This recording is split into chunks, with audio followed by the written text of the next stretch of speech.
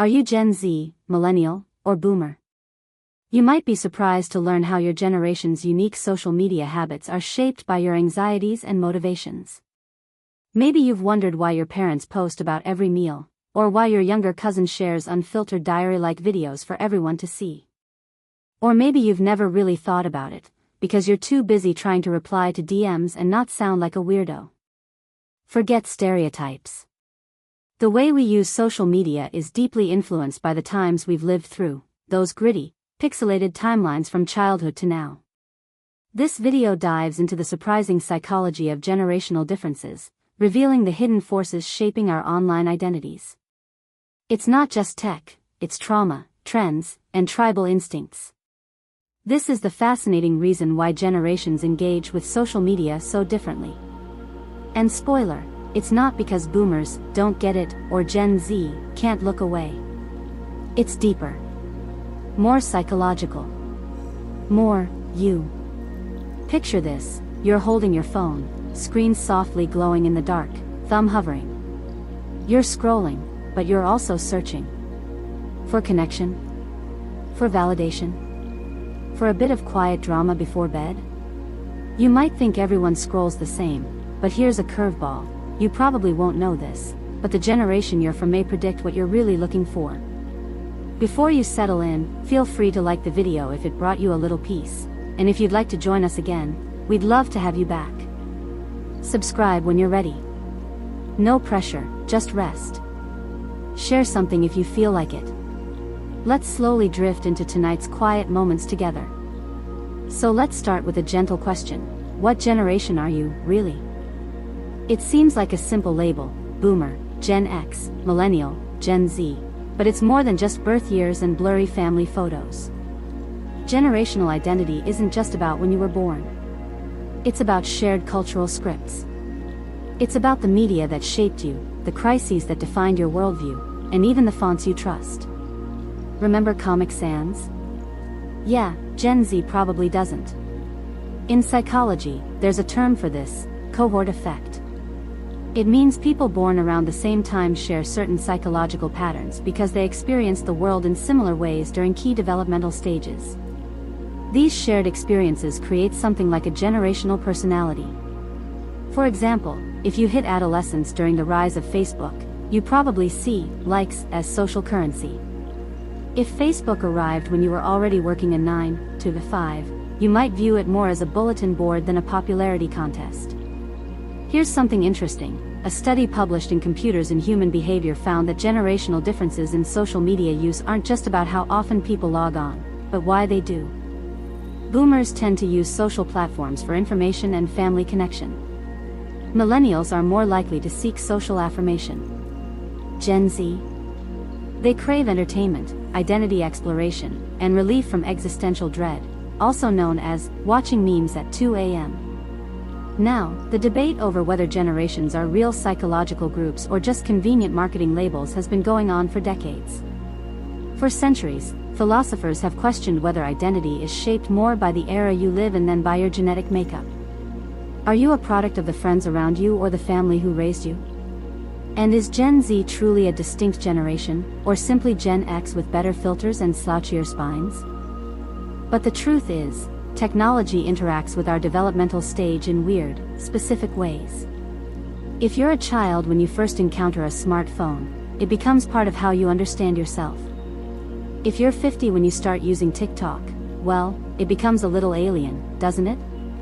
You mimic younger trends, but part of you feels like you're trespassing in a digital jungle gym.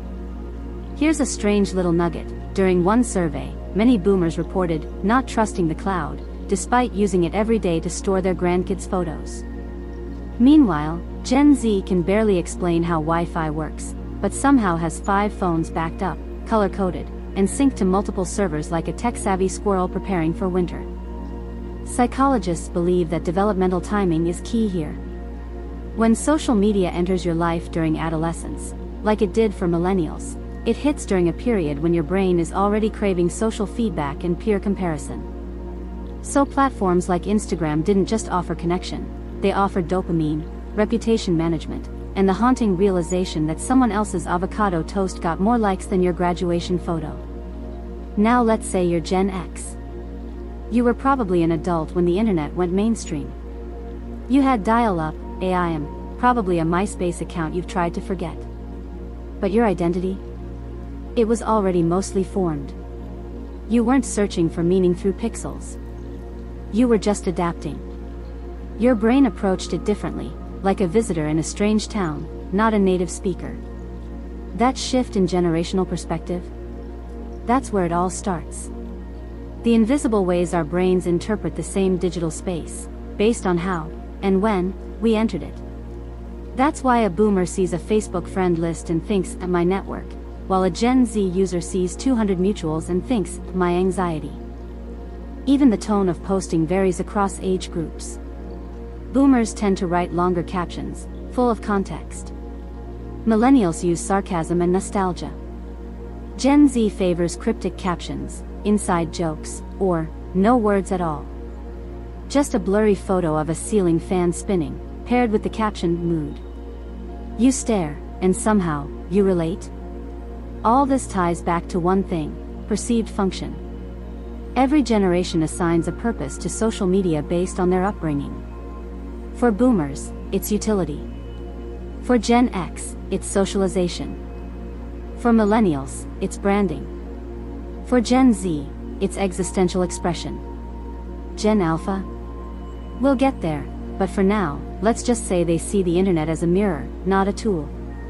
But wait, are these differences permanent? Will Gen Z always communicate in memes? Will millennials ever stop obsessing over aesthetic feeds?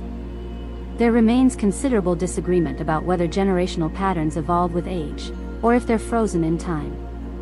Some say we all grow out of Instagram filters eventually. Others believe once you post a mirror selfie with a quote about vibes, there's no going back. So, here you are. You thought it was just scrolling.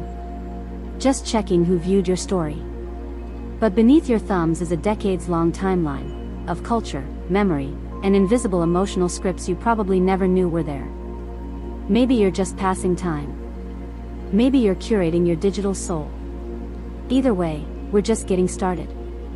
That quiet generational framework you're beginning to sense?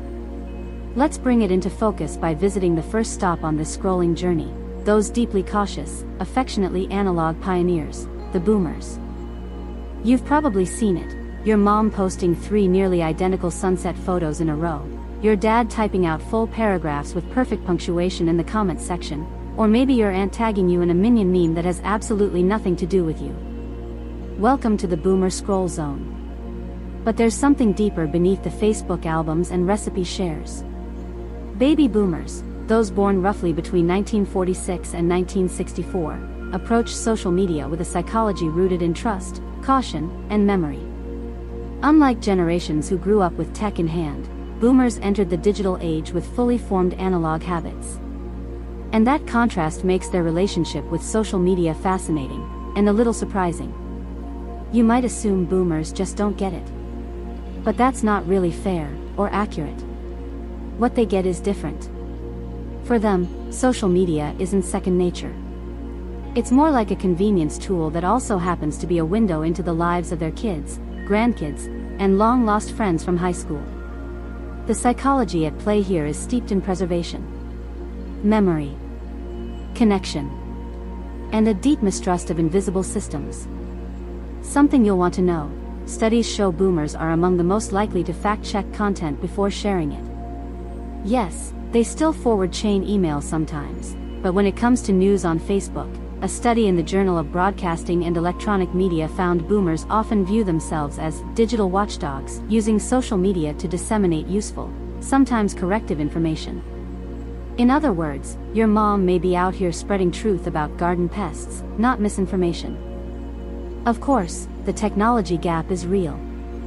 Many boomers experience anxiety around interface design and algorithmic unpredictability. If you've ever had to explain the difference between a post and a story, you know what I mean. But what's often overlooked is that boomers' slower adoption isn't necessarily due to incompetence, it's about values. Specifically, a value system built around credibility and caution. In psychology, there's a concept called media schema, mental structures that shape how we interpret messages. Boomers came of age with Walter Cronkite and newspapers. Their brains are wired to believe that media must be curated, vetted, and delivered with authority. So when social media opened the floodgates, boomers experienced a kind of epistemological vertigo. Suddenly, everyone was a reporter, a photographer, a comedian. And their instincts said, wait, who verified this? Philosophers still argue whether this attachment to gatekeeping is helpful or harmful. Some say boomers are a stabilizing force online, pushing for accountability and resisting viral hysteria. Others argue they're clinging to outdated notions of authority that no longer apply in a world where memes break news before CNN does. It's a valid debate. Should the internet be more like a town square or a newspaper? A random tidbit for you: boomers are disproportionately likely to write, "Thank you for sharing," in comments, even under memes or jokes. It's like they're attending a digital town hall where every post deserves a handshake. That politeness? It's a carryover from analog social norms. You don't just scroll, you acknowledge. You engage. You send birthday wishes, even to someone you haven't seen since the Nixon administration. But that analog sensibility also comes with emotional depth. Boomers often use social media to process grief, posting memorial photos, tributes, and memories in ways that younger users might find overly public. For boomers, sharing personal loss online isn't performative, it's community healing. There's an authenticity to it, even when it feels a little awkward. And while their platforms of choice, mainly Facebook and increasingly Instagram, aren't the trendiest, they offer the one thing boomers value most: control. Facebook's friend-based network, for example, feels more like a digital address book than a broadcast platform. Boomers don't post to go viral. They post to connect. Often with just a small circle of people who know their birthday without needing a reminder. Here's the psychological twist: boomers show higher levels of emotional satisfaction from social media use than younger generations. That's right, despite being slower adopters, they tend to feel better after scrolling. Why? Because their expectations are lower. They aren't measuring self-worth by likes or comments. They're not doom scrolling through existential crises. They're sharing vacation photos and reading article links. Simple, slow, and, honestly, kind of healthy. But they're not without stress. Many boomers experience what psychologists call technostress, a chronic tension triggered by adapting to new digital tools. Unlike digital natives, boomers didn't grow up troubleshooting. Every app update can feel like a betrayal. 1 minute, the button's on the left. The next, it's gone. Where did it go? No one knows. And you'd better not say, Google it. There remains considerable disagreement about whether this generational tension with technology is a phase or a permanent feature. Will boomers eventually become as fluent in TikTok trends as they are in political rants? Or will they continue crafting thoughtful Facebook posts while the rest of the world dances in 10-second clips? Still, there's one place where boomers truly shine: community engagement.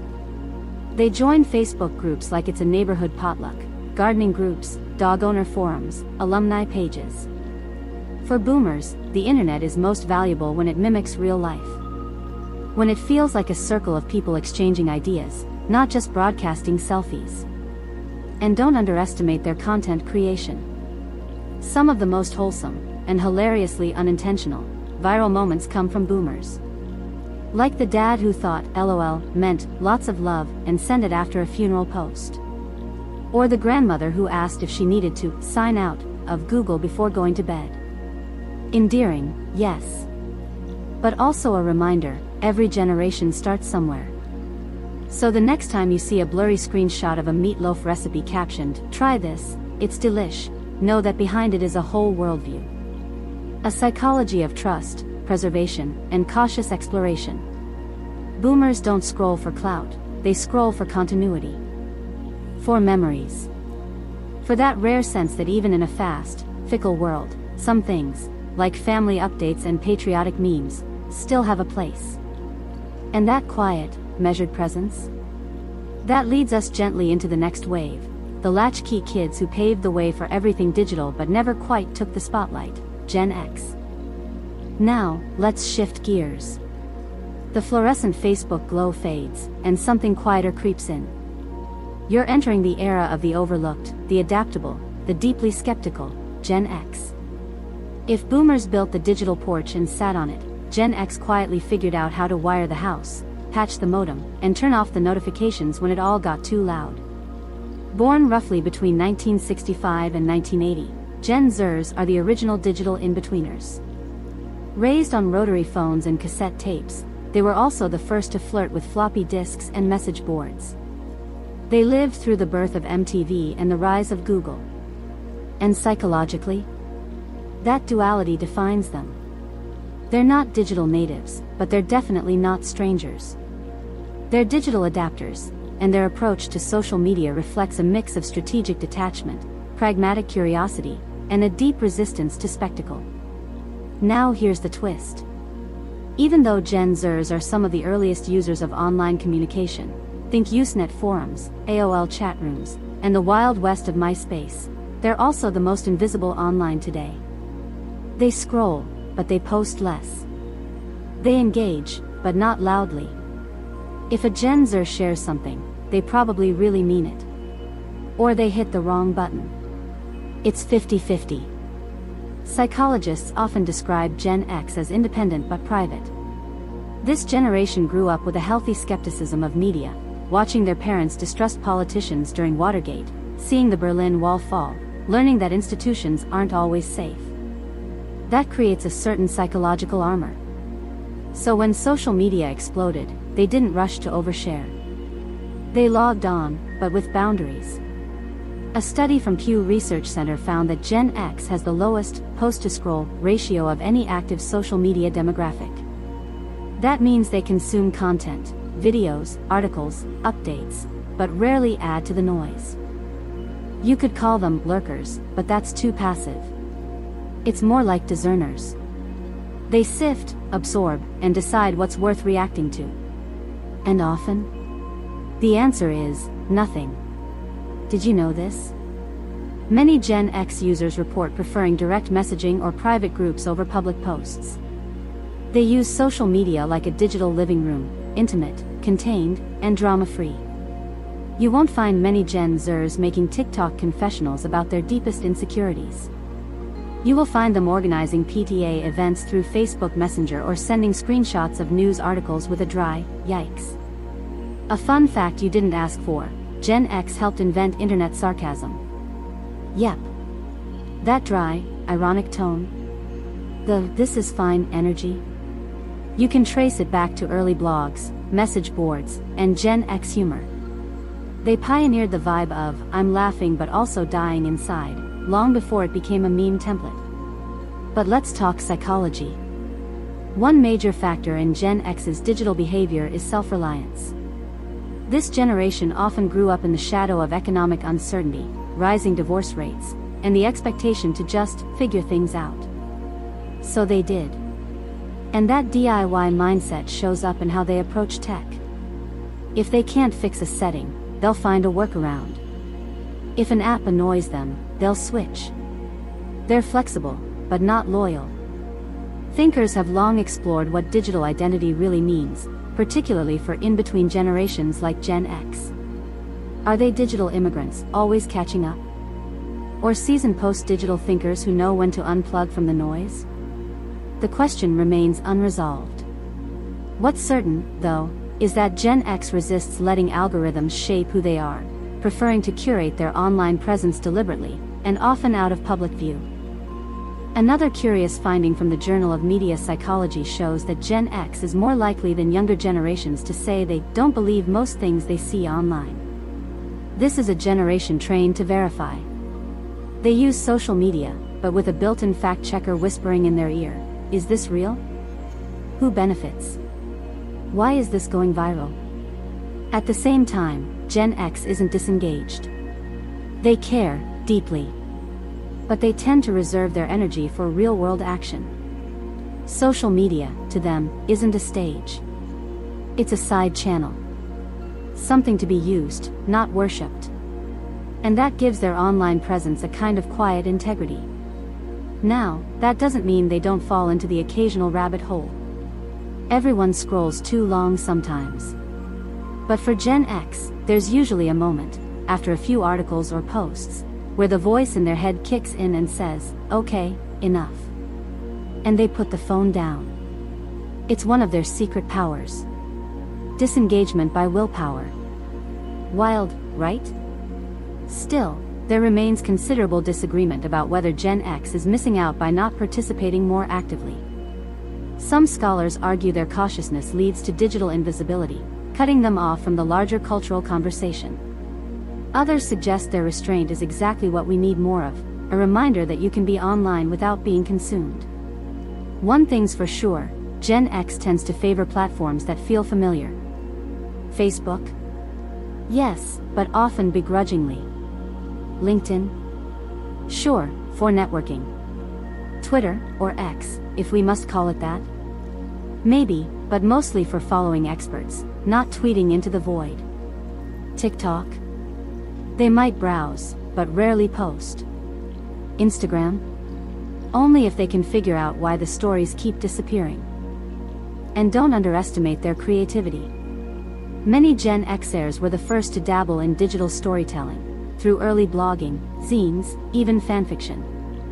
They were shaping internet culture before it was a career path. Their fingerprints are on everything from podcasting to meme formats. They just don't demand credit.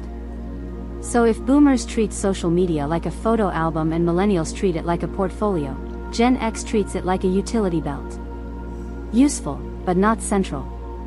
Powerful, but not sacred.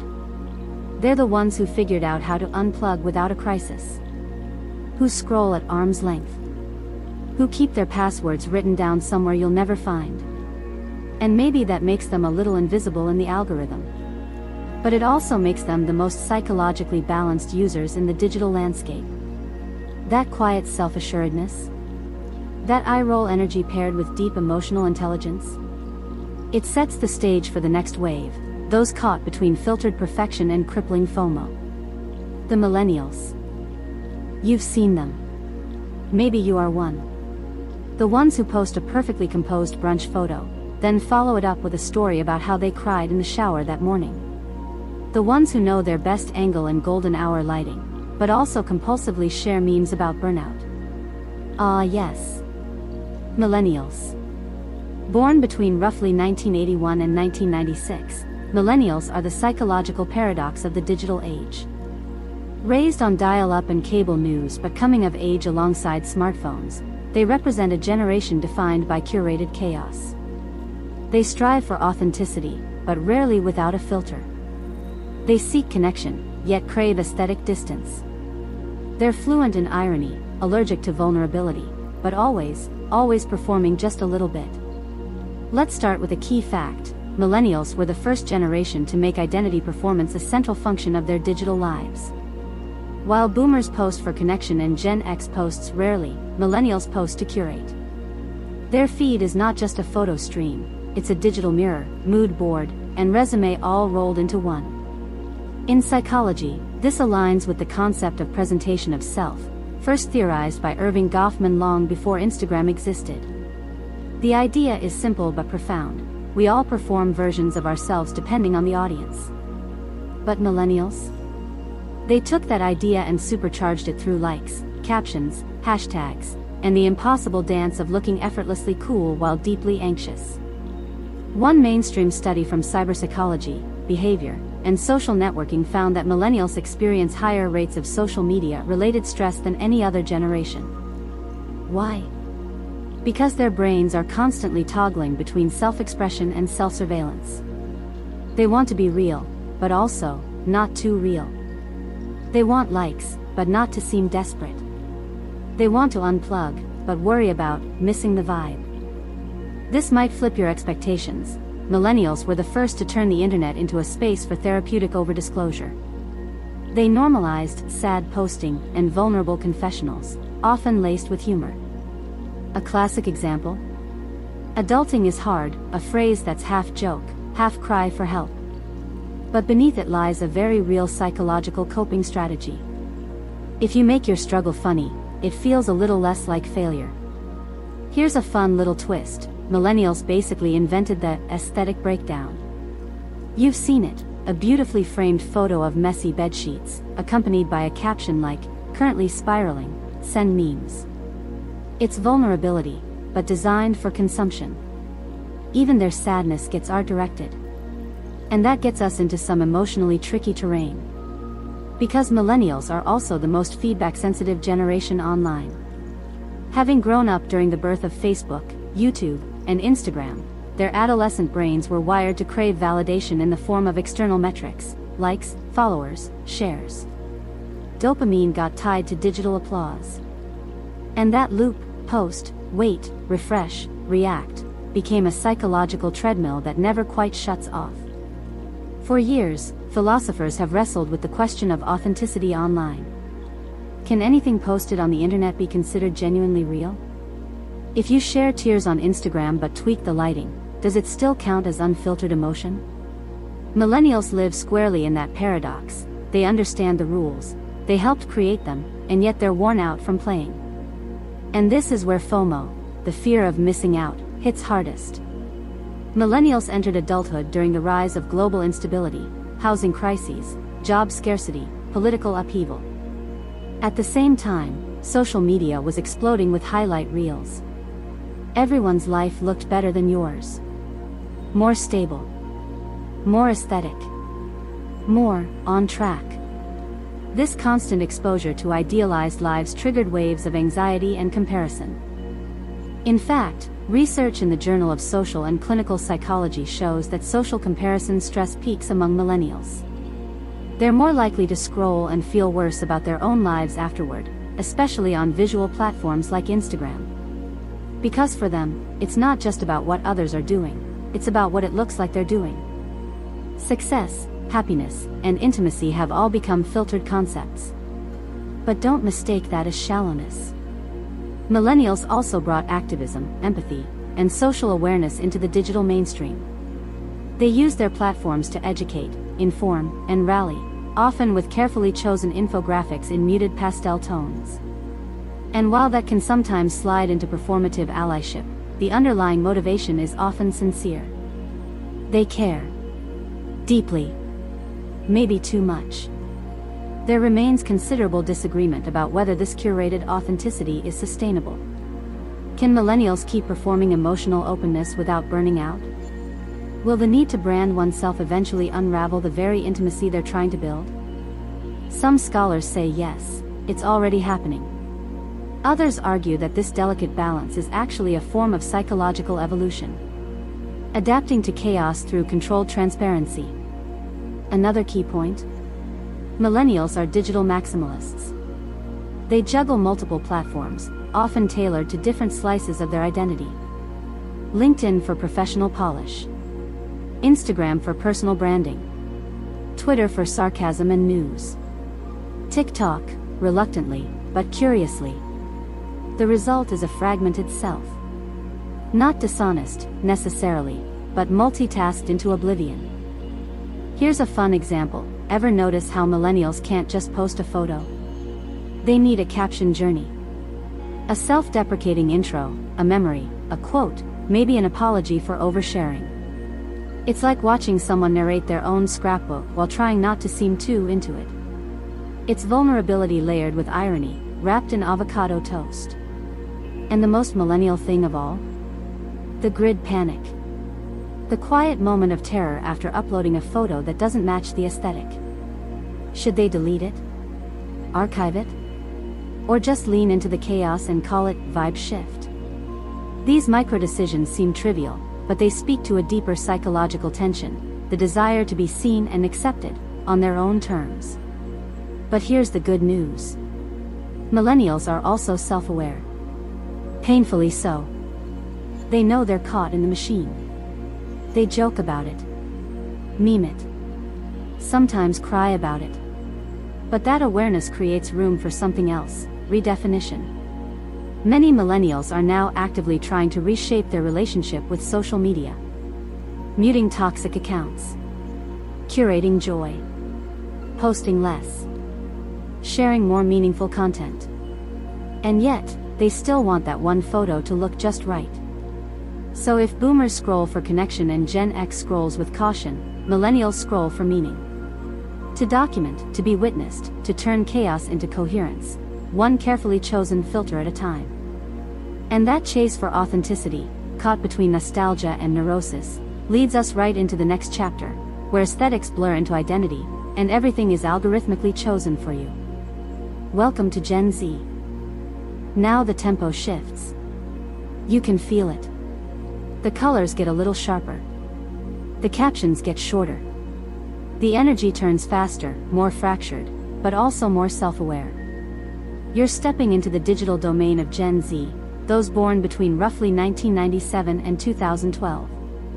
These are the kids who learned to swipe before they learned to write. The ones who joke about climate collapse while syncing dance trends to existential dread. You're in their world now, and it moves very differently. For Gen Z, social media isn't something they joined. It's something they inherited. From birth, they've been surrounded by devices, digital avatars, online validation systems, and endless content queues. If millennials crafted digital identities like portfolios, Gen Z treats their online self like a mood ring, always shifting, deeply aesthetic, and, weirdly enough, more honest through its contradictions. Let's start with the defining feature of Gen Z's digital psychology, algorithmic selfhood. You probably won't know this, but for many in Gen Z, the algorithm feels more like a mirror than a mechanism. They believe it knows them, anticipates them, in some cases, understands them better than their own friends do. My TikTok FYP just gets me, they'll say, half joking. But the sentiment is real. This belief isn't just convenience, it's a relationship. One built on data, dopamine, and digital empathy. A study published in Frontiers in Psychology found that Gen Z users are significantly more likely to describe social media as a space of emotional regulation.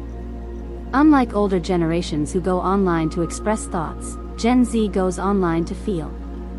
When life gets overwhelming, school stress, friend drama, social anxiety, they don't journal. They scroll. They edit a photo. They share a video. The act of crafting content is the therapy. Here's something interesting. A growing number of Gen Z users identify less with their real-world traits, age, job, geography, and more with their online niches. Someone might say, I'm deep in sad girl core TikTok, or I'm chronically online with frog meme energy. These aren't just jokes, they're identity markers. The algorithm doesn't just show Gen Z content. It affirms them. And visually? Oh, it's a whole new landscape. Gen Z aesthetics aren't polished, they're intentional chaos. Blurry photos. Unflattering angles. Hyperspecific vibes like indoor lighting depression or liminal space energy. It's less about looking perfect and more about looking like you get it. If millennials filtered to impress, Gen Z filters to belong. Scholars have long questioned how identity functions in virtual spaces. Does acting online mask who you are, or does it bring the truth to the surface? Gen Z takes a flexible view, shifting between different digital personas, one for close friends, another for the public, and a more candid version on Finstas or burner accounts. They've made fragmented identity feel routine, even as older generations struggle to keep up. For them, it's simply a way of managing emotional bandwidth. Now let's talk about anxiety, because it's everywhere in this generation's online footprint. Gen Z has some of the highest reported levels of digital anxiety and depressive symptoms, particularly tied to screen time and social comparison. But, and this is key, they're also the most open about it. Instead of hiding their stress, they meme it. They make videos about panic attacks. They post mental health check-ins. Vulnerability isn't a flaw, it's part of the content. One mainstream study in the Lancet Child and Adolescent Health suggests that while screen use correlates with anxiety in Gen Z, it also correlates with community formation. In other words, the same platforms that can trigger discomfort also offer tools for support. It's like scrolling a minefield, but some of the explosions are surprisingly warm. A delightful oddity, Gen Z has redefined humor into something almost surreal. Punchlines are out. Absurdism is in. A typical viral Gen Z meme might feature a pigeon screaming into the void, captioned, "Me trying to emotionally regulate after reading one mildly critical comment." It's so unhinged it shouldn't be funny. But somehow, it's perfect. The debate, of course, continues. Is this hyper-connected, hyper-self-aware, deeply anxious generation thriving or barely coping? There remains considerable disagreement about whether Gen Z is more emotionally resilient due to their openness, or more fragile because of their constant exposure to curated trauma and comparison. But here's the nuance. Gen Z doesn't see social media as a place to escape reality. It is part of reality. And that's what makes their digital behavior so different. There's no sharp line between real life and online life. If you ghost someone on Instagram, you ghost them in life. If you unfollow a creator, it's an ethical statement. Online action is identity. That's why lurking has become a common practice. Not to be creepy, but to cope. Sometimes, Gen Z prefers to watch without engaging. To scroll without reacting. It's a way to protect energy while still feeling connected. Because interaction online, for this generation, isn't just communication, it's labor. And content creation? It's democratized. Anyone can go viral, but few want to. Many Gen Z users maintain private or even anonymous accounts, so they can post without pressure.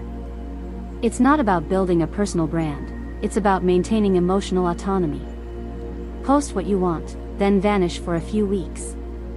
The algorithm will still be waiting. But despite all the chaos, there's something deeply refreshing about Gen Z's digital psychology. They're skeptical, but open. Distracted, but aware. Funny, but deeply emotional. And in their chaotic, fragmented online world, they've found new ways to connect. Not perfectly. Not always healthily. But with an honesty that's hard to ignore. And that experimental honesty? That digital mood surfing that defines Gen Z? It sets the stage for something even stranger, a generation who has never known a world without all of this. Not a single day. The scroll was their lullaby. The camera, their mirror. So let's tiptoe toward the littlest digital pioneers, the ones still learning to spell, but already building digital footprints. Meet Gen Alpha. Now things start to feel surreal. You're scrolling through a video, and a child, maybe 6, maybe younger, flashes a peace sign, adds a voiceover, hits a transition, and casually says, "Like and subscribe." Wait, what? When did toddlers learn editing software?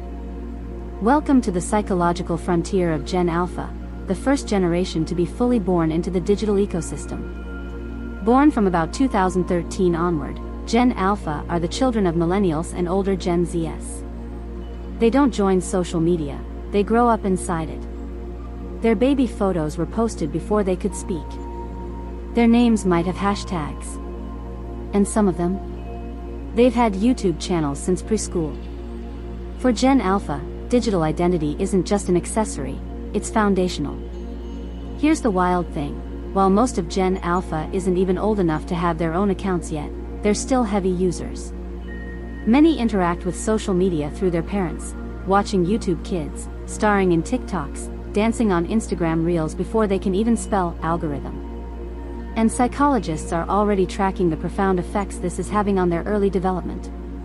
A study in developmental psychology found that children exposed to highly visual social media environments from a young age show increased sensitivity to visual feedback.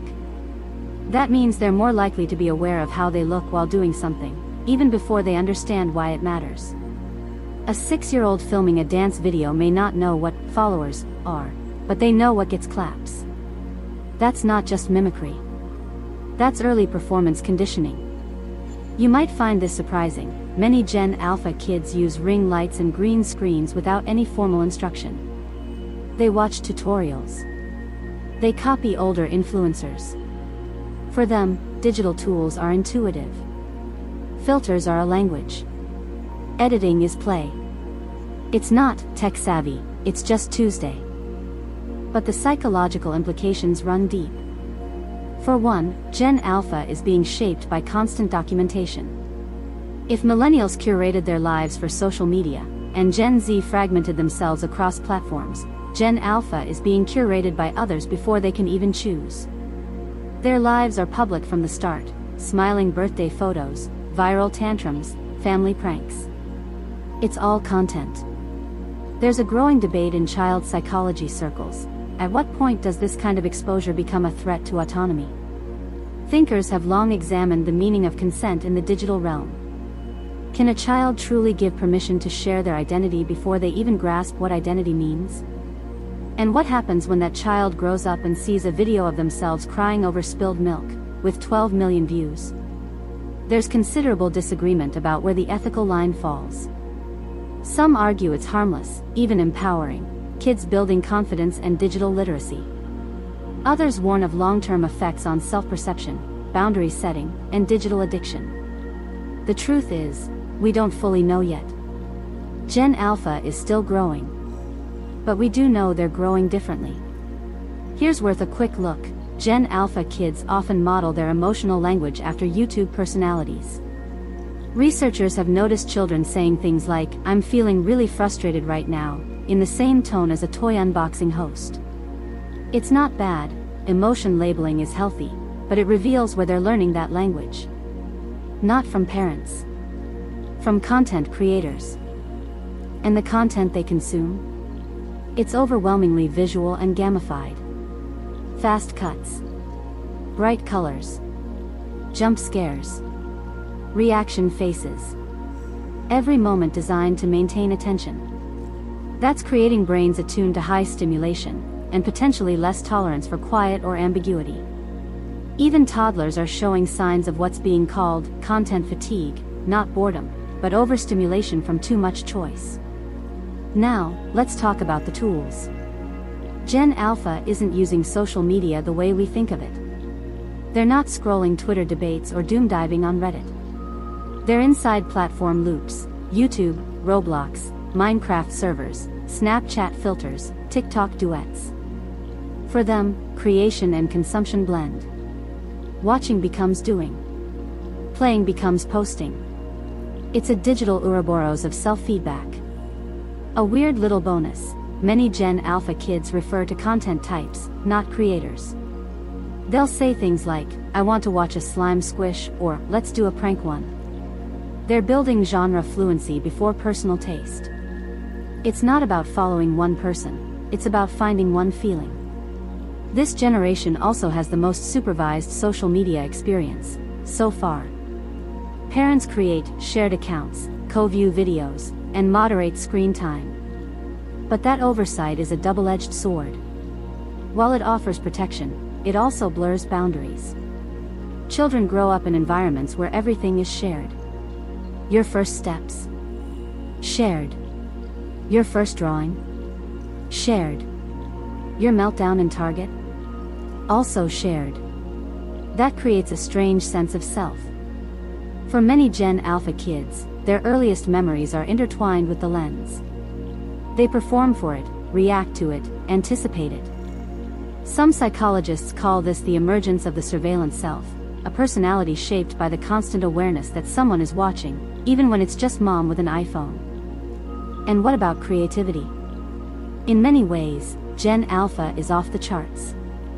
Their digital literacy is astonishing. They build virtual cities, edit transitions, remix songs, all by age 9. But there's a catch: their creativity is often filtered through platform norms. They're not just expressing, they're copying, adapting, reacting. The trend cycle becomes a constraint as much as an inspiration. Still, Gen Alpha isn't passive. They're highly sensitive to social dynamics. They understand trends, memes, emotional tone, even digital etiquette. They know when a joke is cringe or a video is based, even if they don't fully understand the slang. They're fast learners. They have to be. But what they're learning most of all? That the internet isn't separate from life, it is life. A playground, a classroom, a stage, and a mirror all in one.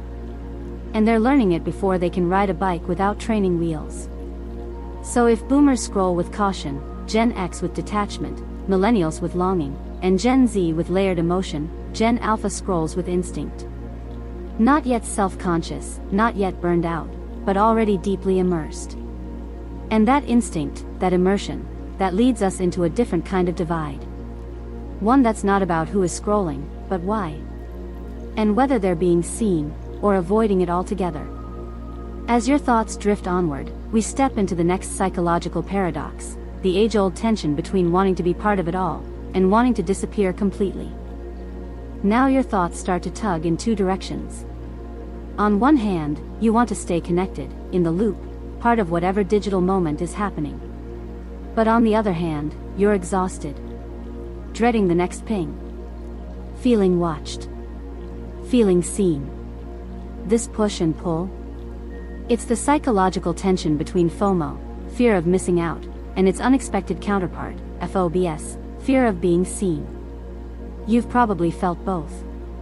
Maybe you've refreshed your feed a dozen times, hoping to catch a post right when it drops. Maybe you've ghosted a group chat even though the notifications keep nudging you like a needy cat. This seesaw, yearning for inclusion, fearing exposure, isn't new. But how it plays out across generations? That's where things get surprising. Let's start with millennials. If there were ever a generation to be haunted by FOMO, it's them. Born into the rise of social media, they watched as vacations, engagements, parties, and promotions started living online. Suddenly, everything was a potential highlight reel, and if you weren't part of it, you felt left behind. One mainstream psychology study from Computers in Human Behavior revealed that millennials show the highest rates of anxiety when they perceive others as being more socially active or successful. FOMO isn't just missing an event, it's a crisis of self-worth. Why wasn't I invited? Why didn't I get as many likes? Am I falling behind? FOMO for millennials isn't just about envy, it's about existential comparison. If life is happening online, being offline starts to feel like fading into nothingness. But now here's something interesting. Gen Z flips that anxiety on its head. Instead of fearing being left out, many in Gen Z fear being too visible. Enter FOBS, the fear of being seen. It's that creeping discomfort that someone is watching your story too closely. That your post might be misunderstood, judged, or even reposted out of context. A growing number of Gen Z users are retreating from public digital life. They're making burner accounts, Finstas, and private stories, small, curated circles where they can be themselves without the pressure. Some even opt for ghost mode on Snapchat, hiding their location unless they specifically opt in. It's not about attention anymore, it's about control. And that shift is massive. Where millennials were trained to accumulate followers, Gen Z is trained to dodge them. You might find this surprising. A 2023 report found that a large percentage of Gen Z teens keep their TikTok or Instagram accounts private by default, even when they're highly active users. Why? Because they're terrified of misinterpretation. Philosophers still argue whether this retreat is empowerment or disconnection. Are Gen Z reclaiming their privacy in a noisy world, or are they hiding from community under the guise of vibe curation? There remains considerable disagreement about whether visibility is still a form of power, or if it's become a psychological burden. Meanwhile, Gen X, ever the wallflowers of the digital party, have long been quietly managing their online exposure. They're the original silent scrollers, the "I saw your post but didn't comment" types. For Gen X, both FOMO and FOBS are filtered through pragmatism. Missing out? They'll catch the recap. Being seen? Only if it's necessary. Social media is a tool, not a stage. Boomers, on the other hand, often fall on the FOMO side, but with a different flavor. Their concern isn't about popularity or being left out of trends. It's about connection. They check Facebook not to stay relevant, but to stay in touch. And when they miss a grandkid's birthday photo? The FOMO is real, but it's emotional, not performative. And then there's Gen Alpha, still developing, but already feeling the digital eyes. Some researchers suggest that even very young children are beginning to experience anticipatory performance anxiety, that odd sensation of playing not for play's sake, but for the potential audience. Do it again for the video, a parent might say. And slowly, the play becomes a performance.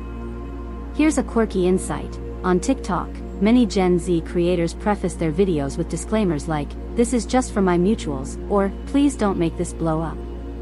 It's a strange paradox, posting publicly, but begging for privacy. It's a plea not to be invisible, but to be seen safely. So what causes FOMO and FOBS to thrive in these environments? The answer lies in the architecture of social platforms. Algorithms highlight popularity. Feeds refresh endlessly. You're always one swipe away from someone else's perfect moment, or from a stranger analyzing yours. And that leads to a subtle psychological conditioning. You start to calibrate your posts based on perceived judgment. Not just likes or shares, but reactions you imagine happening. You become your own paparazzi, your own audience, your own editor. It's exhausting. But the most fascinating part? Some people experience both FOMO and FOBS at once. You want to be invited, but not tagged. You want to see what everyone's doing, but don't want them to know you saw. You post something vulnerable, but then delete it 10 minutes later. This internal conflict creates a kind of emotional dissonance, what some psychologists are now calling scroll shame. And while each generation handles that dissonance differently, the root emotion is universal: the need for belonging, and the fear that true belonging might cost too much visibility. Still, there are ways people are adapting. Millennials are learning to mute, unfollow, and set boundaries without guilt. Gen Z is reshaping their digital spaces into small, trusted micro-communities. Even boomers are starting to appreciate the power of DMs over public posts. There's a quiet revolution of digital minimalism happening beneath the noise. So if you're feeling both drawn in and overwhelmed, just know, that's not a personal flaw. That's the psychology of being alive in the scroll. Wanting to connect. Wanting to disappear. And somehow, trying to do both. That emotional contradiction leads us naturally into the next layer of generational psychology, one that stares straight into the mirror, wondering not who's looking at you, but who you're comparing yourself to. Because the scroll never just shows you content, it shows you better versions of you. At least, that's how it feels. The screen dims a little. Your thumb pauses. You're staring at someone's vacation photos, again. Another perfectly posed dinner, another career milestone, another set of strangers who seem to have it all figured out. You're not jealous exactly, but something inside flickers. That ache behind your eyes? That's not boredom. That's social comparison. And here's the catch, it's always been there. But the way we compare ourselves now? It's evolved. Intensified. Algorithmically enhanced. And most of all, it hits different across generations. So let's drift into this space together. A place where likes become benchmarks and selfies become standards. Welcome to the psychology of social comparison, then versus now. Let's rewind. Back before the feed. If you were a boomer, your comparisons happened offline. You noticed who got the corner office, who had a fancier car, or who baked the better pie for the school fundraiser. Maybe you envied the neighbor's vacation to Hawaii, but you only saw one photo. And it was grainy. Maybe they sent a postcard. The point is, you compared, but only when the evidence was right in front of you. In fact, traditional psychological theories about social comparison, like Leon Festinger's social comparison theory, emerged during the boomer generation. It posits that people evaluate themselves by comparing to others, especially in the absence of objective benchmarks. And boomers? They lived that. Side-by-side comparisons. Real-time envy. But at least the feedback loop ended when you closed your door. Now jump ahead to the millennials, the guinea pigs of the glossy era. They were the first to experience mass social comparison at scale. Instagram. Facebook. Pinterest. The apps that turn self-worth into a slideshow. A study from Personality and Individual Differences showed that millennials are especially vulnerable to upward social comparison, the type that makes you feel worse about yourself. Why? Because their entire digital experience was built around looking up at curated lives. This might grab your attention. Millennials don't just compare, they aestheticize their envy. You'll often hear them say things like, "This person's life is goals," or "I'm living vicariously through your trip." It's admiration and low-grade despair rolled into one. They turn jealousy into an art form. It's poetic, even when it hurts. But Gen Z? Their comparison is even more fragmented. It's not just about lives, it's about selves. On TikTok or Instagram, they don't just compare their lifestyle to someone else's. They compare their face, their voice, their sense of humor, their trauma, their micro-interactions. It's intimate, surgical, and relentless. A recent study in the Journal of Adolescent Health noted a sharp rise in appearance-related anxiety among Gen Z users, especially those exposed to influencer content. This isn't new, but the twist is how Gen Z internalizes it. Where millennials might say, "I wish I looked like that," Gen Z often thinks, "Why don't I?" And that's where the algorithm steps in. Unlike older generations who stumbled across a wide variety of posts, Gen Z's feeds are hyper-personalized. You linger on one fitness video? The app shows you 100 more. The algorithm amplifies whatever you seem to value, or fear. This creates a comparison loop where the content not only reflects your insecurity, it reinforces it. Something a bit unexpected, many Gen Z users have started using photo dumps as a way to resist this pressure. These are chaotic, random, often unedited photo collections posted with captions like, "Life lately." It's a rebellion against perfection. A visual shrug. And yet, even the chaos is curated. There's a kind of performance in pretending not to care. Gen X, by contrast, approaches comparison more quietly. They scroll, they notice, but they rarely vocalize the envy. This generation, raised without constant feedback, often interprets others' success as a point of observation, not competition. For them, the internet is a gallery, not a battlefield. Still, some Gen Zers feel a subtle erosion of self-confidence when they see younger generations thriving online. "Should I be doing more?" becomes a background hum. Boomers, interestingly, experience comparison more in the realm of family and legacy. They're less concerned with beach bodies and more focused on how many grandkids their friends have, or whose retirement is going more smoothly. The platform may be digital, but the metrics are deeply analog. Philosophers have long debated the morality of envy. Is it a necessary motivator, or a corrosive force? Social media makes that debate harder to settle. The comparisons aren't always conscious. Sometimes it's just a feeling, that tightness in your chest after a scroll, that sudden urge to clean your apartment or redo your resume. You don't know where it came from. But you felt something. And for Gen Alpha, the youngest generation, their comparison landscape is still forming. But already, signs are emerging. Children are noticing which toys get more likes, which videos go viral, which reactions earn claps. Their sense of self-worth is being shaped in a world where attention equals value. That's not their fault, it's their environment. So how do people cope? Some mute, unfollow, or curate down their feeds. Some lean into parody, turning the comparison into comedy. Others just log off. But the need to compare? It doesn't go away. It's human. Social media didn't invent it. It just turned it into a 24/7 buffet. There remains considerable disagreement about whether social media exacerbates social comparison or merely exposes a human tendency we've always had. Some scholars argue it heightens insecurity. Others say it can inspire growth, if the comparison feels attainable. It depends on how you scroll. And who you see.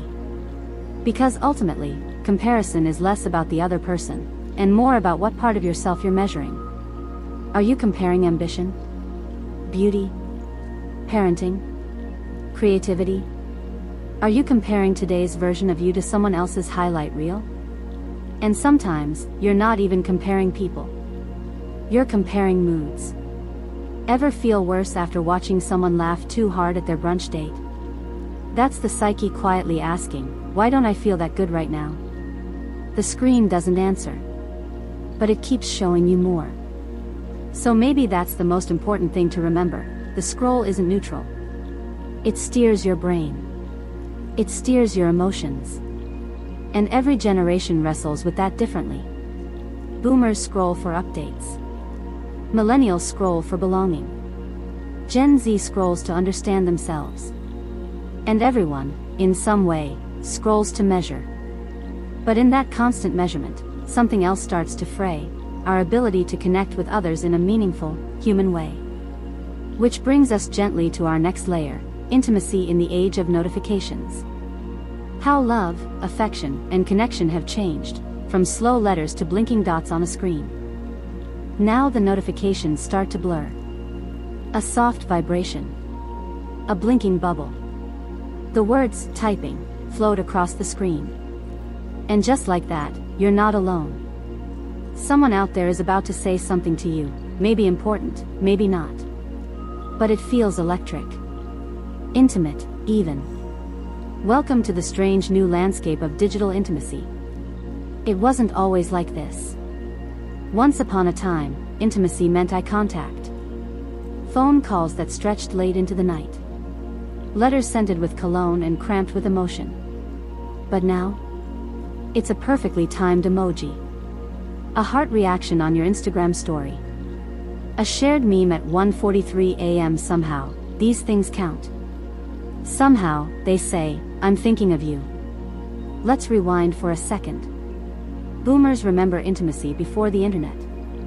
For them, connection was analog. You showed up in person. You wrote things down. If you didn't say, I love you, out loud, you proved it with gestures, small, intentional acts. Social media for boomers isn't an emotional space, it's logistical. They'll wish you happy birthday, but they won't pour their heart out in a comment. It's just not how they learn to be close. Psychologists call this difference media richness theory. It suggests that the more cues a medium offers, tone of voice, facial expressions, timing, the richer it is for meaningful communication. Boomers grew up with rich media. Digital platforms, in contrast, can feel emotionally flat. Like, just isn't the same as a hug. And for boomers, that loss is real. Gen X, ever the in-betweeners, learned to adapt. They remember mixtapes. They sent their crushes song lyrics on AIM. They left flirty away messages and stayed up late on the phone. When social media came around, Gen X didn't treat it like a diary. They treated it like a tool. And they still do. Intimacy, for Gen X, lives in the private messages, the quietly sent links, the memes that say, this reminded me of you, without having to say a word. Here's something delightful. Gen X is disproportionately represented in closed Facebook groups, often centered around niche interests, music, parenting, weird hobbies. For them, intimacy happens in shared space, not public broadcast. It's about community, not confession. But now, let's talk about the generation that redefined intimacy in real time, Millennials. Millennials were the first to say, I miss you, with a GIF. The first to build relationships through long message threads and carefully curated playlists. For them, intimacy is digital fluency. They know what time to text so it lands well. They know when LOL means, I'm okay, and when it means, I'm avoiding. Their emotional vocabulary is native to the internet. In fact, a study from the Journal of Social and Personal Relationships found that millennials place high emotional value on online interaction, even more than physical interaction in some contexts. Texts, comments, tags, story replies, these are seen as proof of connection. And when they don't happen, it feels like emotional withdrawal. For years, philosophers have questioned whether relationships formed online are truly authentic. Is love in the digital realm the same as love in person? Can genuine closeness endure through a screen? Millennials tend to answer yes, though they'll quickly add that it's complicated. Because the tools of intimacy? They're often the same tools of distraction. You say, "I miss you," in a text, and then forget to reply for hours. You share a post about loneliness, but don't answer your messages. The screen gives and takes. And sometimes it confuses the two. Gen Z, unsurprisingly, pushes this even further. Their intimacy is faster, more fluid, and sometimes more absurd. A random voice note. A blurry photo. A TikTok duet. For Gen Z, the most intimate thing someone can do is interact with your vibe. Not comment. Not compliment. Just vibe recognition. You got my reference. You understood the mood. You felt that.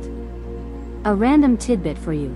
Gen Z often describes relationships using phrases like, "we share a brain cell," or "they're in my inner spam circle." That's not nonsense. That's their way of saying, we connect without having to explain. Digital intimacy for Gen Z is about psychological shorthand.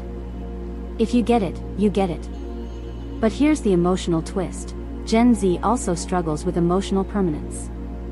Because conversations happen in DMs, Snapchats, disappearing texts, there's no record. You're left wondering, did that mean something? It was real in the moment, but now it's gone. Like a dream you can't quite recall. A recent study in Cyberpsychology, Journal of Psychosocial Research on Cyberspace suggests that Gen Z experiences higher emotional volatility in digital relationships due to the ephemeral nature of communication. In other words, if someone doesn't respond in the right time frame, or uses the wrong tone, it can feel like emotional whiplash. There remains considerable disagreement about whether this new form of digital closeness is deepening connection, or making it more fragile. Some say we're learning new emotional tools. Others say we're losing our grip on what intimacy even is. Meanwhile, Gen Alpha is watching it all unfold. They're mimicking affection through emoji use and voice filters. They're watching "prank my crush" videos and drawing hearts on iPads. Their concept of closeness is forming not through hugs or phone calls, but through screens. Some psychologists call this the rise of emotional proxying, learning feelings by watching others display them online. And that brings us to the typing bubble, that tiny symbol of anticipation. It's become one of the most powerful forms of intimacy in the digital age. Someone's about to say something. You watch. You wait. Then, it disappears. Nothing comes through. The silence? Deafening. That moment, hope, curiosity, disappointment, is a microcosm of how we now experience connection. Always half in, half out. Always questioning the meaning behind the smallest digital cues. So if boomers express love with physical gestures, Gen X with private messages, Millennials with curated vulnerability, and Gen Z with vibe fluency, what we're left with is a generational mosaic of digital intimacy, complicated, sometimes inconsistent, but undeniably real. And that reality? It's shifting our brains. Not just emotionally, but neurologically. Our attention spans are stretching, fragmenting, adapting. Which means now it's time to pull back the curtain on the way dopamine, distraction, and design are warping how every generation pays attention. That click? That ping? That compulsion to check? Let's dive into the psychology of scrolling, and the generations caught in its grip. Now your attention flickers. You've been following this story, but part of your brain just checked your phone. You're not even sure why. No notification, no buzz, but the impulse was there. That little jolt of curiosity. That itch to check. And now, you're back. Sort of. This is the modern condition. The click trap. And every generation's brain handles it differently. Let's drift into the electric hum of the dopamine economy, where your attention is the product, the currency, and the prize. Notifications aren't just reminders, they're hooks. And those hooks, they shape you more than you think. So first, a bit of brain science. Every time you get a like, a message, a view count ticking up, your brain releases dopamine, the feel-good chemical associated with reward. But here's the twist. your brain releases more dopamine in anticipation of a reward than when the reward actually arrives. That means it's not the like that lights you up, it's the possibility of one. And that's why you keep checking, refreshing, opening the app again, and again, and again. Now, this mechanism is the same for everyone. But the generational response to it? That's where things get fascinating. Let's start with the boomers. Their brains were not conditioned from a young age to expect rapid digital rewards. So while they do enjoy the validation of likes and comments, especially on family photos or political takes, they're less physiologically dependent on them. That's not a boast, it's biology. Their reward pathways were developed in a world where satisfaction came slower, through conversations, letters, or actual achievements. Still, boomers are not immune. A study in psychology and aging found that older adults who use social media regularly do show increased dopamine activity in response to engagement. But here's the kicker, they also report feeling more fatigued by digital interaction. The platform pulls them in, but it doesn't always give energy back. Now shift to Gen X, those skeptical, side-eyeing multitaskers. Their relationship with dopamine is more calculated. They're used to toggling between tabs, juggling work emails with personal messages. They'll scroll, but they're aware of the time sink. And that awareness? It gives them an edge. They're more likely to say, okay, enough, and actually mean it. That said, Gen X is also prone to compartmentalized dopamine chasing. They may not doom scroll like Millennials or Gen Z, but they'll hyperfixate on niche platforms, Reddit threads, Facebook groups, forums. When they're in, they're in. But they tend to exit more easily. And then there are the Millennials, the dopamine daredevils. They were the first generation to grow up alongside the very platforms that discovered how to weaponize intermittent reinforcement, that addictive cycle where rewards come randomly, like slot machines. You post. You wait. You get a few likes. Then, suddenly, a surge. A comment. A DM. Maybe you go viral. Maybe nothing happens. The uncertainty? That's the drug. One mainstream psychology study in behavioral neuroscience found that millennials show the highest signs of dopamine habituation, meaning their brains adapt quickly to rewards and need more stimulation to get the same effect. That's why a single like isn't enough. That's why some millennials check their phone 150 plus times a day. You might find this surprising. Many millennials feel genuine withdrawal symptoms when trying to take a break from social media, irritability, restlessness, even anxiety spikes. It's not a lack of willpower. It's literally brain chemistry. And it's why digital detoxing became a thing. Now let's turn to Gen Z, the multitasking masters of dopamine sprinting. This generation doesn't just juggle tabs, they juggle vibes. They're flipping between TikTok, BeReal, YouTube Shorts, Spotify, Discord, group chats, and oh look, another aesthetic Pinterest board. It's not chaos to them. It's home. But neurologically, it's intense. Gen Z's brains are developing in an environment of constant microstimulation. Every second holds a new input. A new sound, swipe, or visual shift. And that reshapes their attention span. Studies have shown that Gen Z can process and evaluate content faster than previous generations, but they also burn out faster. Their attention is like a candle burning at both ends, bright but brief. Here's a fun fact. The average Gen Z user decides within 1.3 seconds whether to keep watching a video. Not 2 seconds. Not 5. 1.3. That's not just pickiness. That's neural triage. Their brains are subconsciously evaluating, is this worth my dopamine? Here's a quirky insight. Gen Z has popularized phrases like dopamine dressing and dopamine decor to describe the art of curating spaces, outfits, or routines that deliver small emotional boosts. Even self-care has become dopamine aware. They know what's happening to their brains. And they're trying to manage it with vibe control. But that management is slippery. Because every platform is built to override it. Algorithms don't want your peace. They want your attention. And attention means engagement. And engagement means exhaustion.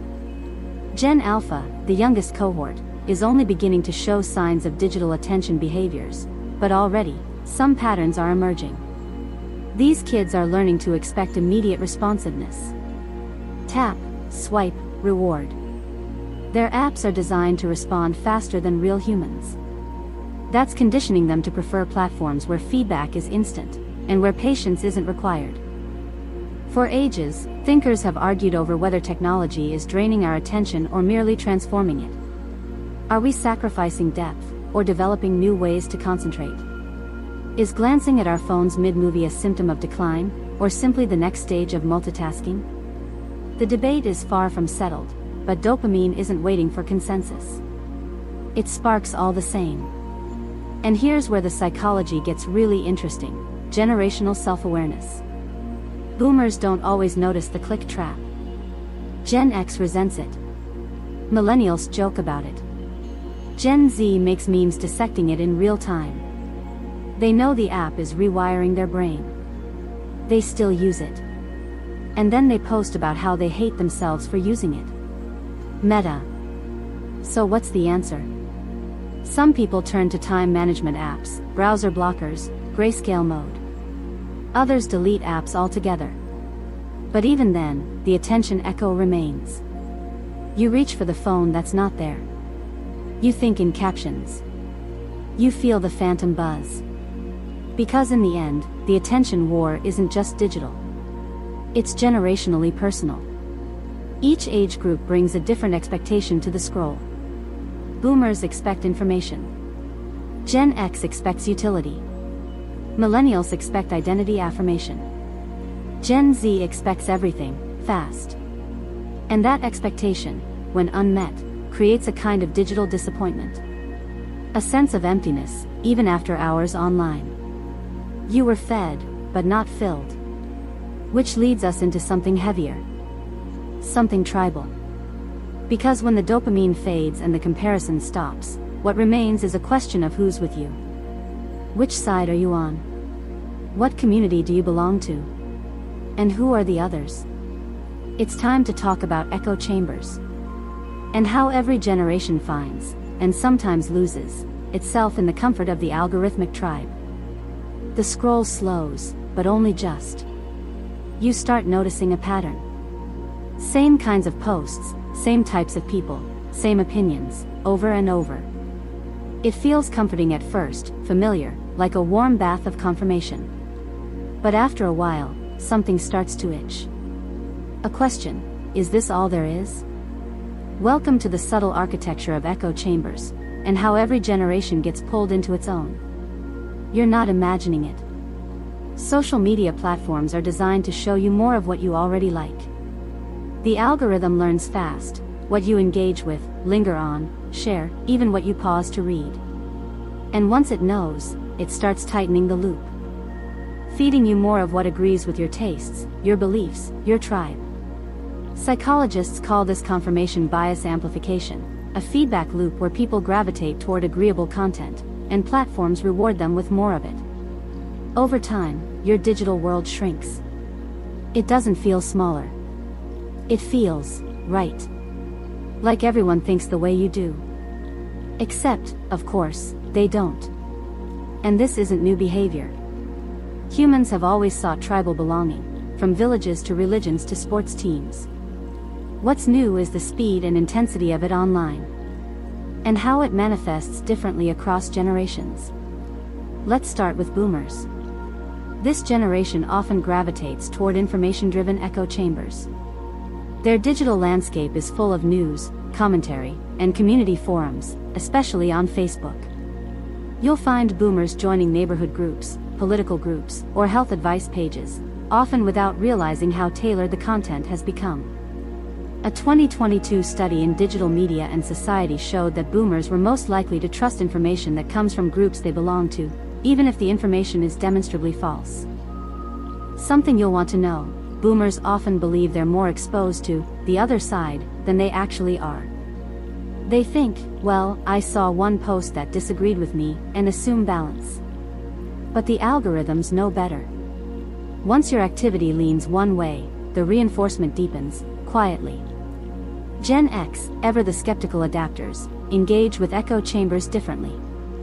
They tend to distrust all sources. Many report relying on gut instinct to determine credibility. This creates a phenomenon called selective disconnection, where Gen Zers will stay in the echo chamber, but only halfway.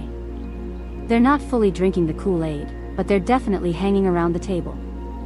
And they're not immune to reinforcement. Gen X, like boomers, is prone to community-based filtering.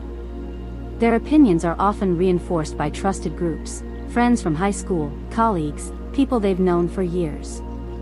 So even if the information isn't algorithmically engineered, it's socially engineered. The result? A comfortable bubble, built on long-standing relationships. Now millennials, they've taken tribalism and turned it into branding. Their echo chambers are often built around lifestyle, identity, and social justice. Whether it's plant-based living, body positivity, tech hustle, or intersectional feminism, millennials align themselves with digital ideologies that feel like communities. And that can be empowering. These digital tribes often provide support, affirmation, and a sense of shared mission. But they can also become purity tests. One wrong post, one unpopular opinion, and you might find yourself on the wrong side. The echo chamber turns into a courtroom. A study in Social Media Plus Society found that millennials are highly attuned to performative alignment, posting in ways that signal belonging to a specific community. It's not always dishonest, but it can be exhausting. Every opinion becomes a flag. Every like becomes a stance. Philosophers have long debated the ethical implications of tribal morality, the idea that your ethics are shaped more by your group than by individual reasoning. And online? That's more visible than ever. Do you believe in this? Wear this badge.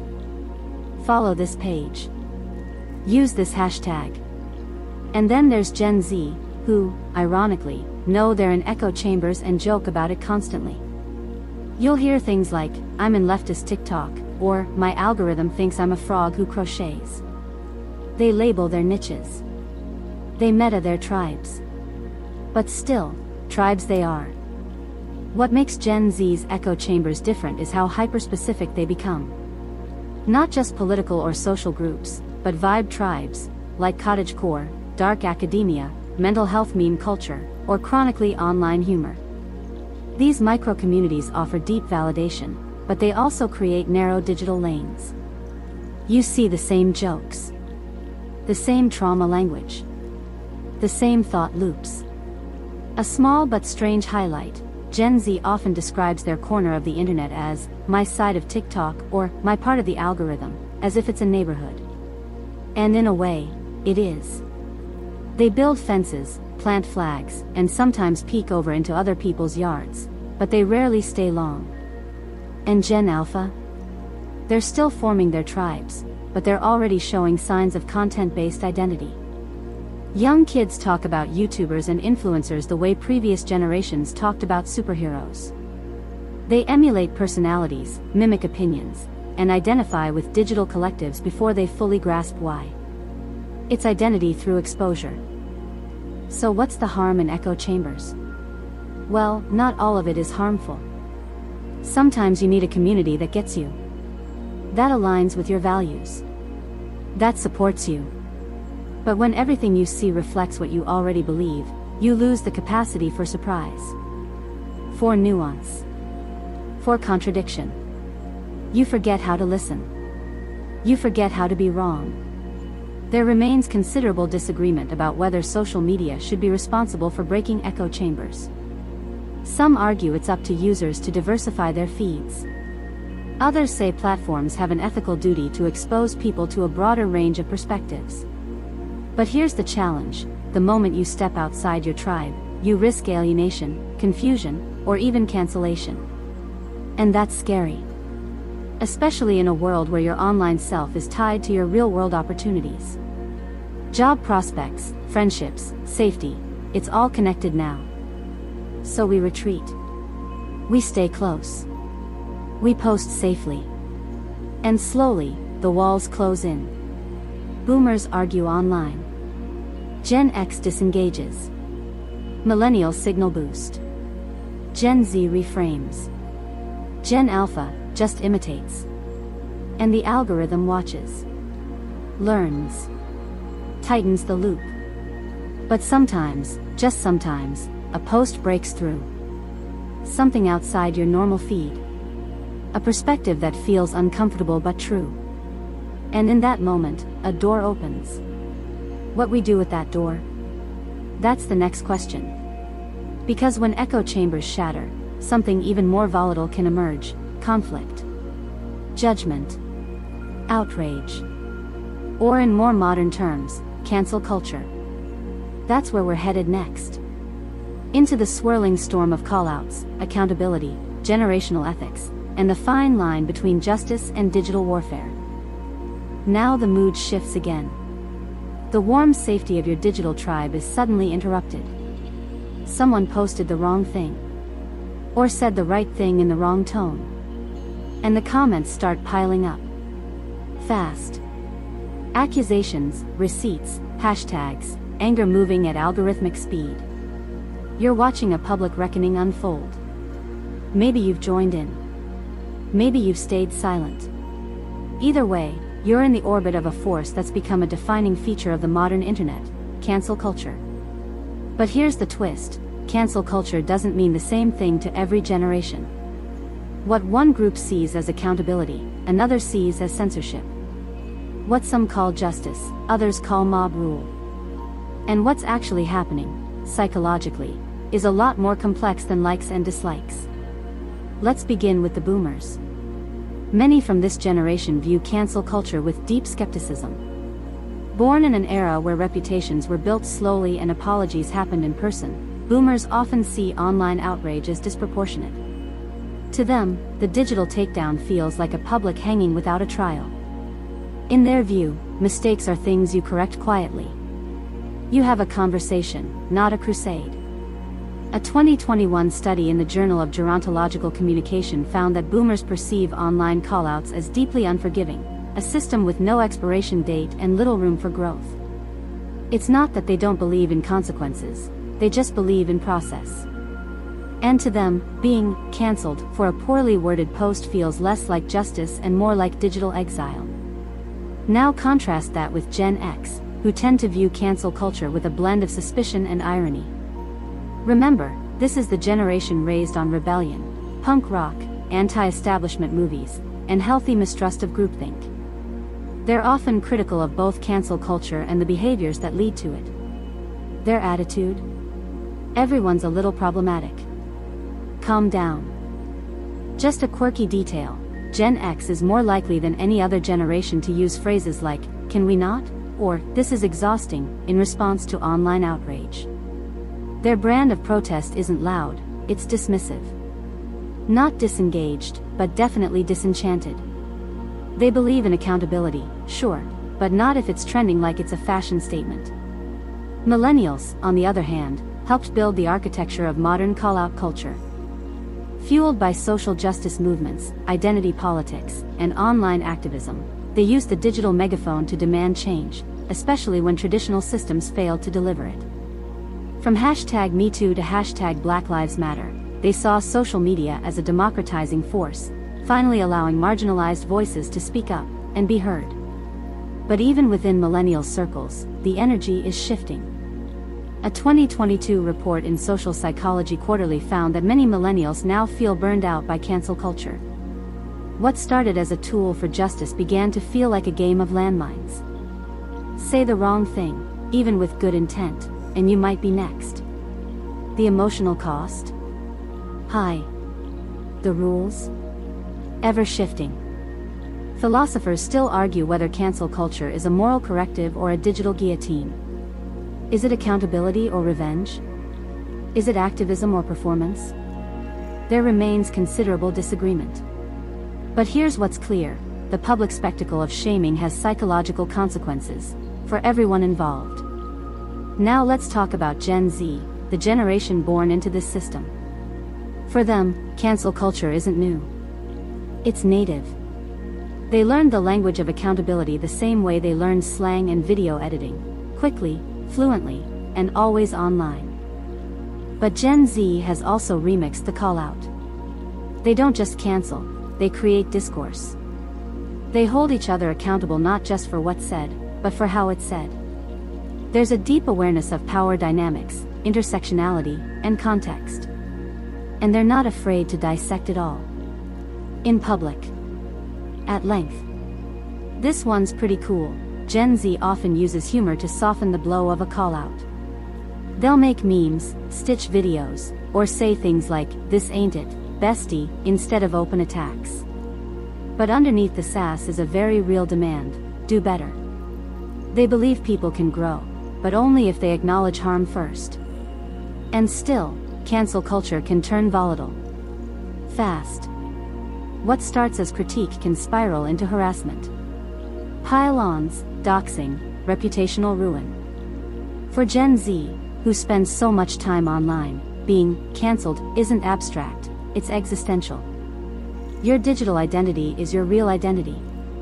If that's destroyed, it feels like you are. Even Gen Alpha, yes, the youngest of the Scroll tribe, are picking up the signals. They watch videos about getting exposed, hear influencers apologize, see creators vanish and reappear. They're internalizing the idea that the internet keeps receipts, and mistakes aren't just scolded, they're archived. The psychological toll of this? High vigilance.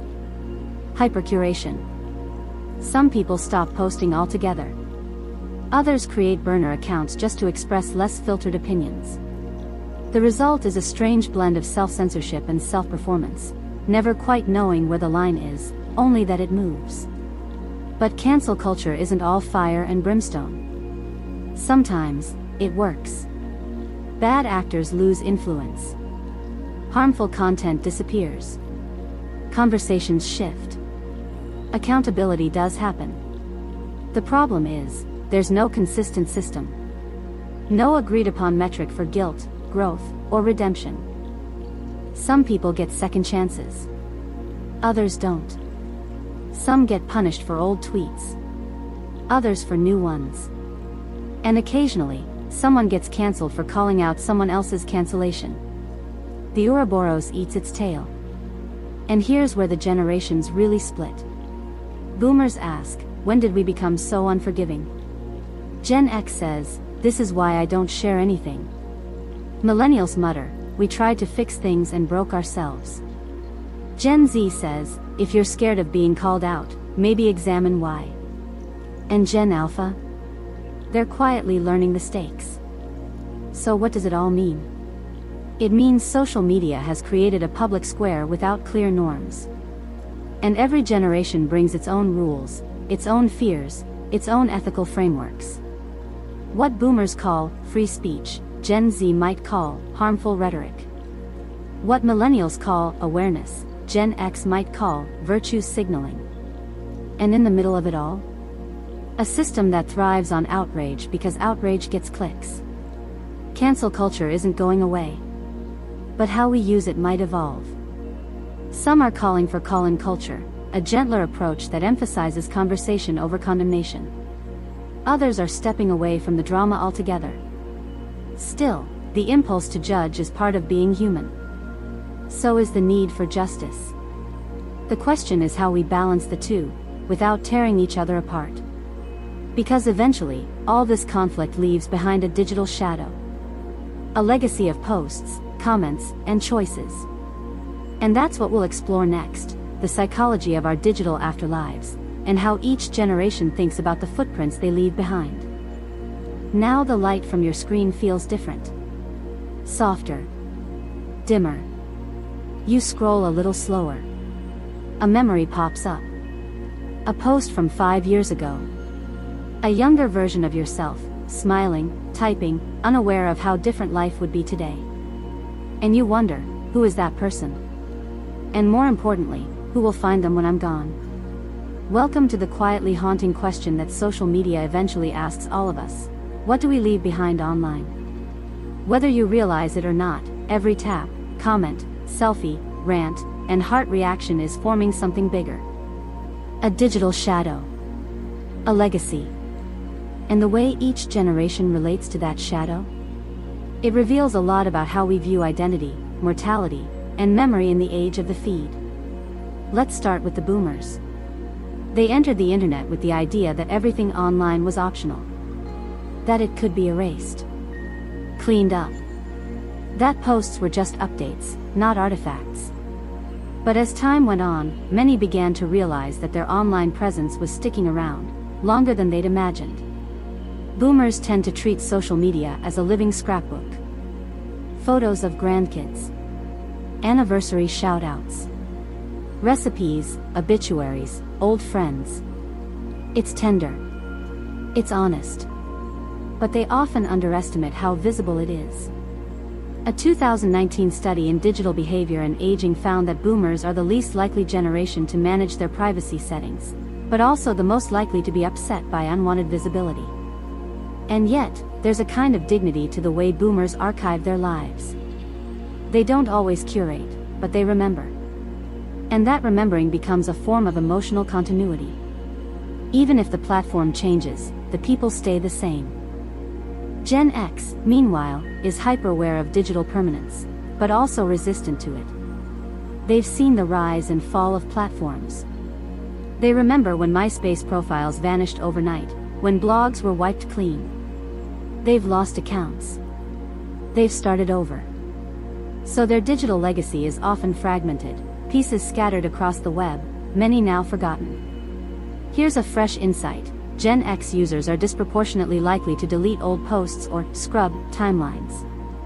Not because they're hiding anything scandalous, but because they believe your past shouldn't define you. For Gen X, the digital self is something you manage, not something you are. Millennials, of course, were the first to fully document their lives in real time. From AIM profiles to Facebook albums to Instagram stories, they built a living record of everything. And now, many of them are starting to regret it. There's even a term for this, digital hangover, the emotional discomfort that comes from seeing old content resurface unexpectedly. A cringe post. A now deleted relationship. An outdated belief. It's all there, lingering in the code, waiting for a memory app or an algorithm to resurface it like a ghost in the machine. One mainstream study in Journal of Media Psychology found that millennials are the most likely to feel anxiety about their digital past, but also the most reluctant to delete it. Why? Because those posts feel like pieces of selfhood. Even the awkward ones. To erase them feels like erasing history. Philosophers have long questioned how memory shapes who we are. Are we defined by every experience, or just the ones we choose to hold on to? The digital age muddies the waters, because online, it's not you deciding which memories resurface, it's the algorithm. And the version of yourself it brings back might feel like a stranger. Now enter Gen Z, digital natives with a different relationship to legacy. They know from the start that posts are permanent. That screenshots exist. That nothing really goes away. And that knowledge shapes their behavior. They use multiple accounts, one public, one private, one close friends only, one burner. Each a different version of self. Each with its own archive, or lack thereof. A little surprise for you, many Gen Z users report feeling relief when a post disappears. Snapchat stories. Be real moments. Even Instagram's close friends feature. These tools allow them to exist temporarily, to share without the pressure of permanence. But there's a downside too. A creeping sense of impermanence. Gen Z sometimes wonders if their lives are being documented enough. If their memories will exist later. So they screen record. Archive chats. Save TikToks they didn't even make. A strange paradox, they don't want to be seen too much, but they do want to be remembered. Then there's Gen Alpha, many of whom don't even know they're being documented. Their baby pictures? Online. Their first words? Captioned. Their temper tantrums? Maybe part of a viral video. Psychologists are already warning about sharenting, the practice of oversharing a child's life without their consent. These kids will inherit a digital legacy they didn't choose. Some will embrace it. Others might resent it. And many will spend their teenage years trying to rewrite it. There remains considerable disagreement about who owns our digital footprints. Is it the user? The platform? The public? There are growing calls for a right to be forgotten, the idea that people should be able to delete their digital past without consequence. But in a world where screenshots outlive apologies, that's easier said than done. And legacy isn't just about reputation, it's about grief too. Social media has become a place for digital memorials. Pages frozen in time. Comments left years after death. Virtual flowers. Profile pictures turned into shrines. Have you ever seen someone tag a loved one who passed away? Write a message like they're still reading it. That's parasocial mourning, the act of grieving through a digital channel, whether or not anyone is still on the other end. And it's deeply human. Weird. Beautiful. Heartbreaking. So what do we leave behind?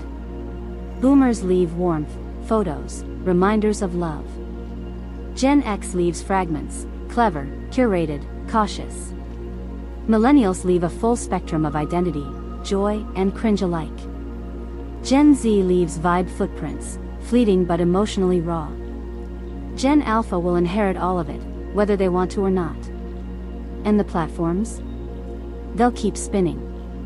Turning our lives into memories. Memories into data. Data into monetized engagement. Because long after we log off, the internet remembers. Which brings us gently into our final chapter. A question that lingers across the generations. Can we ever really understand each other online? Or are we destined to scroll past one another forever, misreading, misposting, and missing the point? Let's take one last deep breath and step into that question together. The scroll slows to a crawl now.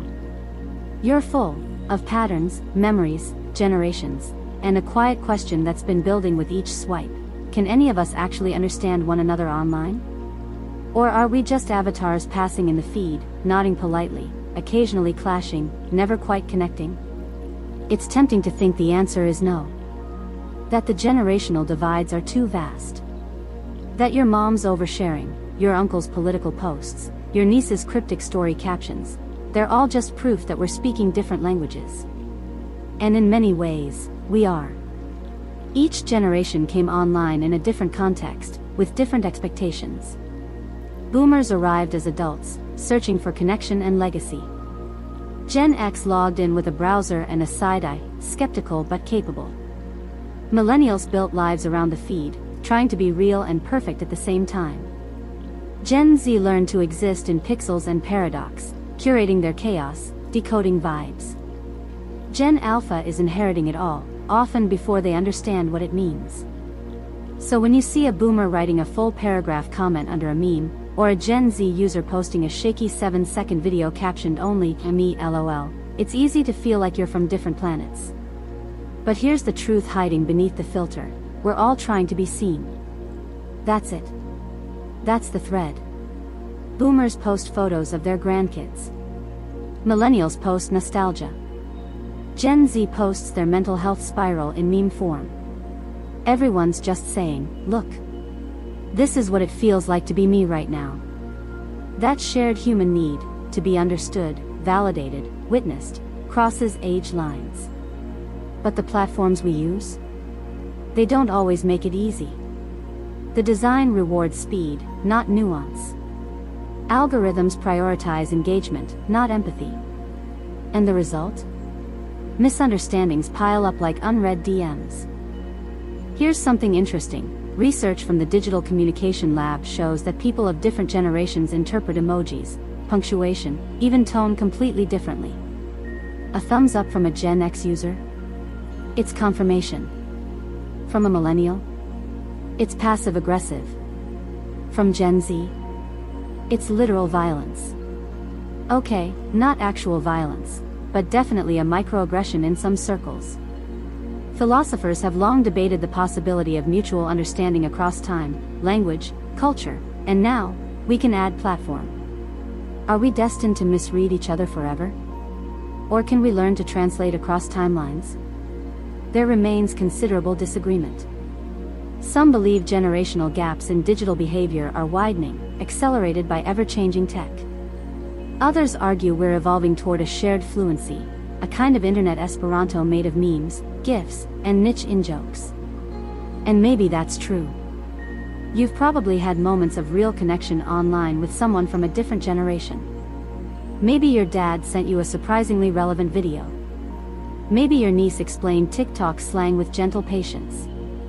Maybe you found yourself laughing at the same meme as your grandmother.